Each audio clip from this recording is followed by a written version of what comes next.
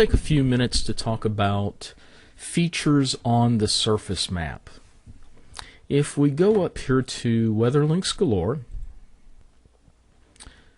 and since we're talking about the surface, because keep in mind we're forecasting for temperatures, forecasting for cloud cover, advection, all the things that affects surface weather.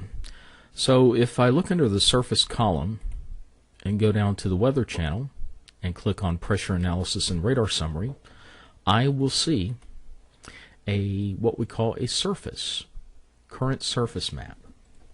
And there are a lot of things on here, and you've probably recognized some of these if you spend any time watching the weather, your local weather forecast, or the weather channel.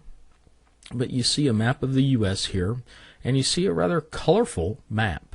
You'll notice there are these L's, and these L's stand for low pressure.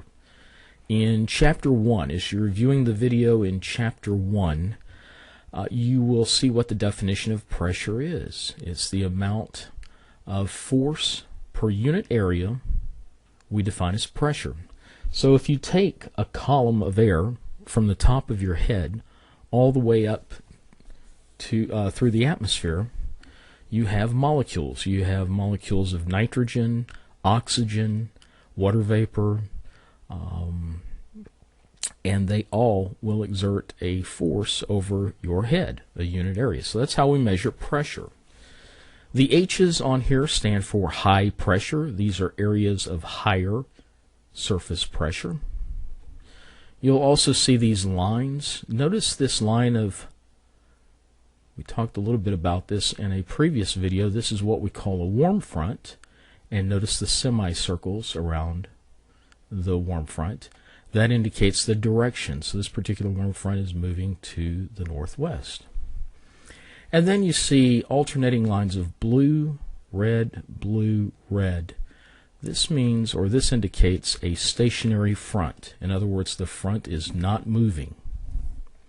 You'll also notice these dashed lines, and you'll see these quite a bit during the summertime. These are what we call low pressure troughs, or just basically areas of lower pressure. They're not fronts because we don't see a temperature difference or even a humidity difference across this particular type of dashed line. If you want to, you can call it a wannabe front, a front that never quite made it. This out here in West Texas, although it looks very much like a trough, is what we call a dry line. There's not really a huge temperature difference across this dry line, but there is a difference in the amount of relative humidity, in the amount of moisture. You've got drier air back behind this dry line and more moist air ahead of this dry line. Again, we'll talk about moisture in Chapter 4. I'm using some terminology here that you are not quite familiar with yet, but I want you to understand the features on a surface map. Now, if we look back here into northwestern Colorado, you will see a cold front that I'm outlining here with the cursor. Notice the triangles, and it's indicating the motion. So this front is moving to the southeast. But we don't know how fast it's moving. We'll figure that out very soon in a lab that you have coming up. So again, we have a stationary front here, a cold front here, and then a pretty well-defined warm front over portions of the Upper Peninsula of Michigan, Minnesota, cutting through southeastern North Dakota and into South Dakota. So the warm front is moving to the north. You'll see another trough of lower pressure. Now, the areas of green and even a little bit of pink that you see, looks like up over Wyoming, are indications of precipitation. And in fact, if you look up here at the top of the picture, the light green stands for light rain drizzle. Darker green, which you see in several of these areas, are indications of heavier rain. and we even see a little bit of rain, ice, snow mix here up in the higher elevations of Wyoming. Now, if you look at this particular map, most of the precipitation is located near a front or near a trough of lower pressure. If you look at high pressure, looking at these three areas of high pressure, you don't see any precipitation within several hundred miles. But we go to the stationary front down in the Atlantic, and you see some precipitation associated with it. So, as you'll learn later, the reasons behind this, typically, if you're going to have precipitation or cloud cover, it's going to be associated with lower pressure and fronts. Or you can have this low pressure here, and you get a little bit of rain around it as well. Around high pressure, typically you will see fair skies, light winds, beautiful days. Around low pressures, you will see clouds, rain, assuming you have sufficient moisture. And again, we'll talk about that in Chapter 4. Now, you'll notice these white lines here that I'm outlining. These are what we call isobars. Iso meaning same. Bar is a measure of pressure. It's a unit of pressure. We'll measure units of pressure in millibars. And when we're talking about air pressure, we're talking about air pressure that can range anywhere from 950 millibars to 1,050 millibars. The number 950 is lower than 1,050. So as the pressure begins to decrease, the numbers begin to decrease. That's an indication of lower pressure. The lowest pressure will be associated right around low pressure centers. As we begin to move away from the low pressure centers, the pressure begins to increase. And in fact, there's a local maximum called a high pressure system. But if I begin to move away from the high and move toward the lower pressure, eventually we reach a local minimum of lower pressure. Again, these white lines are what we call isobars, and they're lines of equal pressure. Now, what's really nice about these isobars is that we can count the number of isobars across Iowa and infer wind speed and even wind direction. Around low pressure, winds blow counterclockwise, just how I'm using the cursor.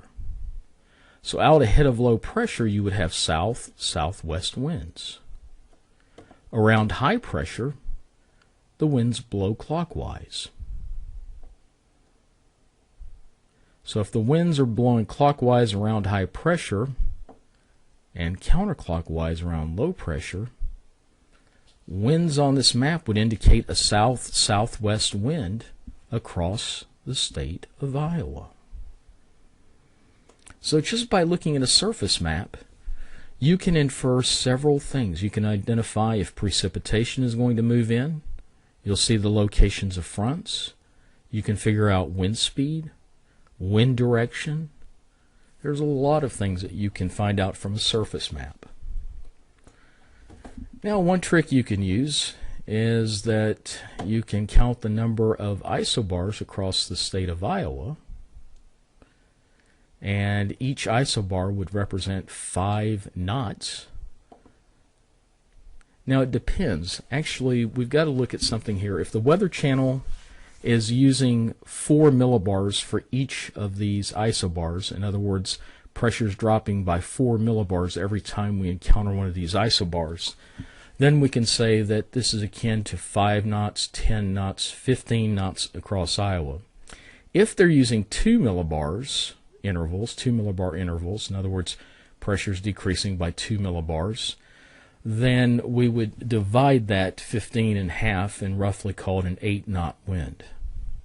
Now here's how I can figure this out. If I go back to surface And you've seen this in the temperature video. I've shown you this particular where you go to the University of Illinois and we look at a station model. And in fact, let's just go to the Northern Plains station model. And you see wind directions. By the way, the station model is one of the first assignments, so you should be able to understand how to read these now. But across Iowa, it looks like we've got 15 knot winds in southern Iowa, 15 knots in Des Moines, 20 up in northeast Iowa, 25. So we've got winds 15 to 25 knots out of the south. South, I would say these are basically southerly winds. So what the Weather Channel is using, each one of these isobars, lines of equal pressure, represents 5 knot winds. So if I look at this 5, 10, 15, just by looking at this map, I can infer 15 knot winds. And in fact, that's what we saw with the station model across Iowa. So if fronts move some form of west to east, southwest to northeast, northwest to southeast, then these lines of equal pressure are going to move closer and closer to Iowa, which should begin to pick up our winds. So there's a lot of information you can glean from the surface map. So at this point, I will go ahead and end this particular video, and I will pick up with the 500 millibar surface.